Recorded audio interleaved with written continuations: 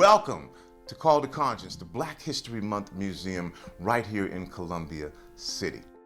Tony said, Tyrone, we're gonna do a Black History Museum. And I was like, really? He said, yes. I said, okay then. I said, what do you want me to do? We're gonna do it.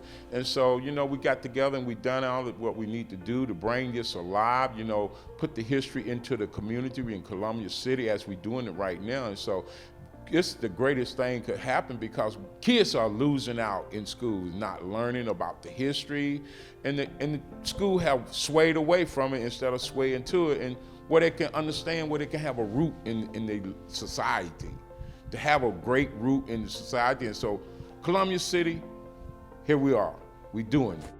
We are documenting what the Seattle Central area used to be pre-gentrification. We're going back and interviewing those who actually lived those experiences, taking documentation to validate the fact that they're not just telling stories, but they're actually telling stories that have proof.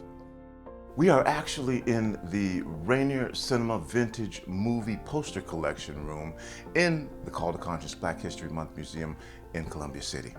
What's going on right now is a celebration, education of Black history. I like to call it holistic experience. We're not doing this for one day. We're doing this for 28 days, 14 different installations, celebrating the achievers and achievements, more specifically of those in Seattle and the Pacific Northwest.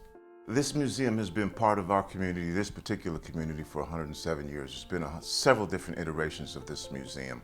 I remember it as the Rainier Cinema, the only place where you could watch Black movies. It's important for us to know our history. We have kind of a fractured community.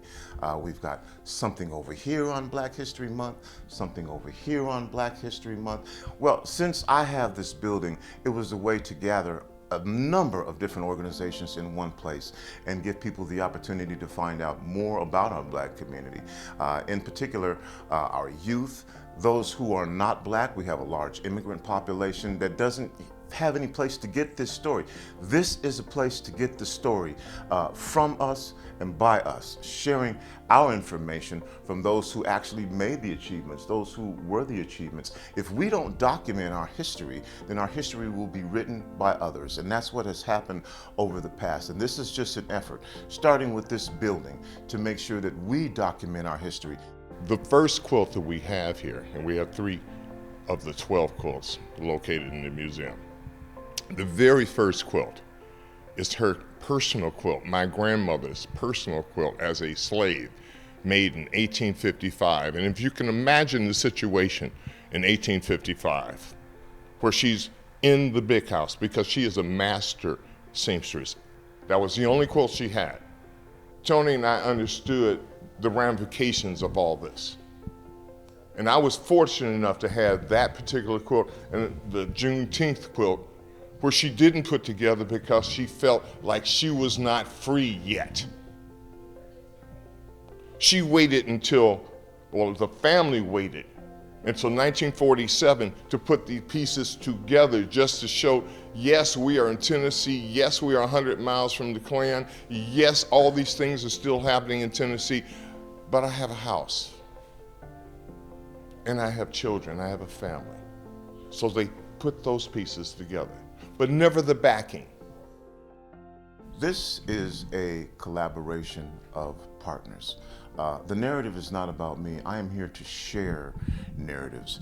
And again, this is an opportunity to learn more from the sources within our community. And it took a number of people to make this happen. A lot of folks volunteered. A lot of folks put their blood, sweat, tears, and energy into this effort. To be right here in Columbia City, where gentrification is taking place, and make sure that we plant a flag and have a foothold so the community knows that we are going to be here. This is an example of environmental justice. This is an example of ensuring that artistic freedom has a place to thrive.